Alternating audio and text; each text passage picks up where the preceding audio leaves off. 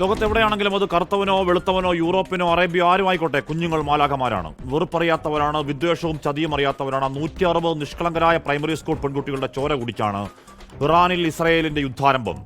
ഇൻഗുലാബ് ചത്തരത്തിൽ മിനാം നഗരത്തിൽ ആ മാലാഹ കുഞ്ഞുങ്ങളെ ദൈവത്തിന്റെ കരങ്ങളിൽ ഏൽപ്പിക്കാൻ ഇറങ്ങിയത് ലക്ഷക്കണക്കിന് മനുഷ്യരാണ്. അതിലൊരു കുഞ്ഞിന്റെ അമ്മ പറയുന്നത് കേട്ടു, എനിക്ക് എന്റെ കുഞ്ഞിനെ പൂർണ്ണമായി കബറടക്കാൻ കഴിഞ്ഞില്ല. കിട്ടിയത് ചിതറിയ കയ്യും കാലും. എന്റെ കുഞ്ഞിന്റെ തല അക്രമികൾ ചിതറിച്ചു കളഞ്ഞു. എന്റെ ഈ അനാഥ വേദനയ്ക്ക് നിങ്ങളോട് ദൈവം കണക്ക് ചോദിക്കും.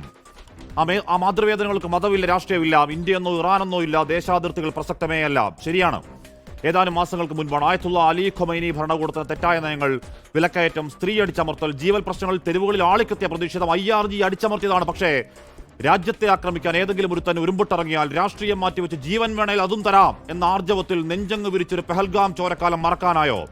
അതേതരം രാജ്യസ്നേഹം, അതേതരം രാഷ്ട്രവികാരത്തിലാണ് ആകാശത്ത് അത്യാധുനിക മിസൈലുകളുടെ സർവനാശം, താഴെ ശവക്കൂനുകൾ തീർക്കുമ്പോഴും ഇൻഗുലാബ് സ്ക്വയറിൽ തെരുവുകളിൽ പ്രതികാരമെന്ന ഒറ്റ വികാരത്തിൽ ഇറാനികൾ അവിടെ തന്നെ നിൽപ്പാണ്. ഓടി ബങ്കറുകളിൽ പെരിച്ചാഴിമട്ടിൽ ഒളിച്ചിട്ടില്ല.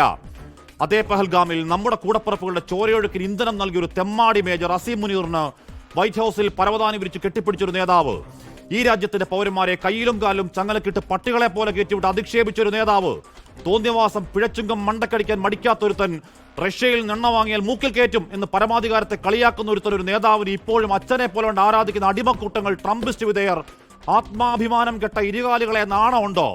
അന്ന് വിയറ്റ്നാമിൽ കണ്ടമട്ടിൽ രാജ്യത്തേക്ക് വരുന്ന ശവപ്പെട്ടികൾ, അമേരിക്കൻ സൈനികരുടെ ബോഡി ബാഗ്സ്, ഇപ്പോൾ ഇറങ്ങിപ്പുറപ്പെടൽ എന്തിന് എന്ന അമ്പരക്കലിൽ അമേരിക്കൻ കോൺഗ്രസിൽ തന്നെയുണ്ട് ആ സംശയം. ലക്ഷ്യം കൊടുങ്കാറ്റടക്കൽ, എപ്സ്റ്റീൻ മറക്കലാണ്.